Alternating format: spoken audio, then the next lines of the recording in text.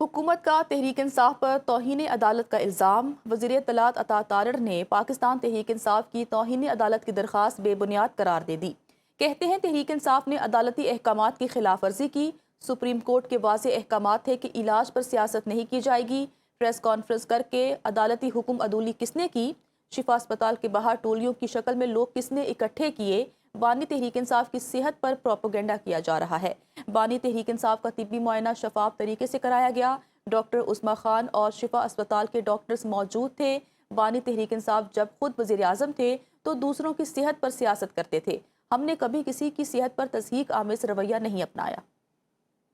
حکومت کا موقف تو واضح رہا ہے۔ آرڈر کے آنے کے بعد جب امپلیمنٹیشن ہو گئی، معائنہ ہو گیا اور کورٹ کی ریکوائرمنٹ کے مطابق کروایا گیا ہے، اور ان کی ہمشیرہ وہاں موجود تھیں اور شفا کے ڈاکٹر بھی وہاں موجود تھے، اور تمام تر جو کورٹ کے آرڈر کی ریکوائرمنٹس تھی ان کو پورا کیا گیا۔ قیدی کو جیل سے ٹرانسفر کرنا ہے ایک اسپتال میں، اور آپ رکاوٹیں خود کھڑی کر دیں۔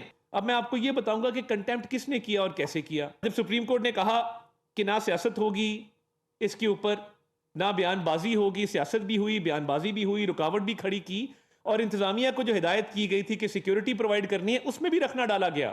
اس کی پارٹی کنٹیمپٹ کی مرتکب ہوئی ہے کہ جب کورٹ نے سیاست سے منع کر دیا تو ٹولیوں میں لوگوں کو جمع کرنا، مجمع اکٹھا کرنا۔ Imran Khan sister and his party who are in contempt and his political leadership۔ Pakistan bar council نے تحریک انصاف کے پروپیگنڈے سے لا تعلقی اختیار کر لی۔ وائس چیئرمین کا کہنا ہے کہ 8 اراکین کے بیان کو پاکستان بار کونسل کا اجتماعی موقف قرار نہیں دیا جا سکتا۔ جمہوری اصولوں کے تحت چلنے والے ادارے میں اقلیت اکثریت پر اپنا موقف مسلط نہیں کر سکتی۔ پنجاب بار کونسل نے بھی تحریک انصاف کے سیاسی پروپیگنڈے سے اظہار لا تعلقی کیا۔ اعلامیے کے مطابق چند افراد کے بیان کو پوری قانونی برادری کی اجتماعی آواز قرار دینا درست نہیں۔ وکلا میں انتشار پیدا کرنے والے بیانات کی حوصلہ افزائی نہیں کی جا سکتی۔ بار کے پلیٹ فارم کو کسی فرد یا گروہ کے ذاتی، سیاسی یا جماعتی مقاصد کے لیے استعمال نہیں ہونا چاہیے۔ بلوچستان ہائی کورٹ بار ایسوسی ایشن نے بھی شدید مذمت کی۔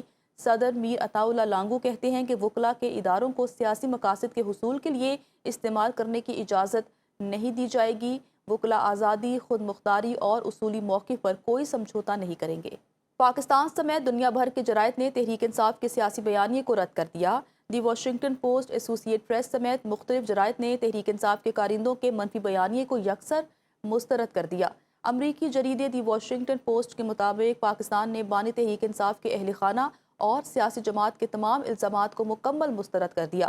بانی تحریک انصاف کی جیل میں سختیوں، ذہنی تشدد، تنہائی اور طبی غفلت کے تمام الزامات کو بے بنیاد قرار دیا۔ ایسوسی ایٹ پریس کے مطابق بانی تحریک انصاف حکومتی حکم پر نہیں بلکہ عدالتوں کی جانب سے ایک سزا یافتہ قیدی کے طور پر جیل میں ہے۔ پاکستانی وزارت اطلاعات بھی بانی تحریک انصاف کو تنہائی میں رکھنے اور اہل خانہ سے نہ ملنے کے بیانات کی تردید کر چکی ہے۔ امریکی جریدے کے مطابق اب تک بانی تحریک انصاف کی اہل خانہ، وکلاء، ڈاکٹرز اور سیاسی نمائندوں سے 900 سے زائد ملاقاتیں ہو چکی ہیں۔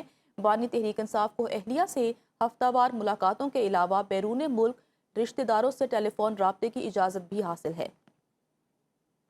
بانی تحریک انصاف کے علاج سے متعلق نظر ثانی درخواست جلد سماعت کے لیے مقرر کی جائے۔ چیف کمشنر اسلام آباد نے سپریم کورٹ میں نئی درخواست دائر کر دی ہے۔ متن کے مطابق عدالتی فیصلہ صرف طبی سہولتوں کا نہیں بلکہ متعلقہ قانونی اور آئینی دائرہ اختیار سے بھی متعلق ہے۔ عدالتی حکم وقت کی پابندی پر مبنی تھا، اس لیے فوری سماعت ضروری ہے۔ تحریک انصاف نے بھی بانی تحریک انصاف کو شفا اسپتال منتقل نہ کرنے پر سپریم کورٹ سے رجوع کر لیا۔ بانی کی ہمشیرہ ڈاکٹر عظمی خان نے حکومت کے خلاف توہین عدالت کی درخواست دائر کر دی ہے۔ سپریم کورٹ کے 18 اگست کے حکم کی مبینہ خلاف ورزی پر توہین عدالت کی کارروائی کی استدعا، موقف اختیار کیا۔ جواب دہندگان کو توہین عدالت کا مرتکب قرار دے کر قانون کے مطابق سزا دی جائے۔ استدعا کی بانی تحریک انصاف کو فوری طور پر شفا انٹرنیشنل اسپتال اسلام آباد منتقل کیا جائے۔ حکم پر عمل درآمد یقینی بنانے کے لیے عدالتی افسر کی تعیناتی یا لوکل کمیشن مقرر کیا جائے۔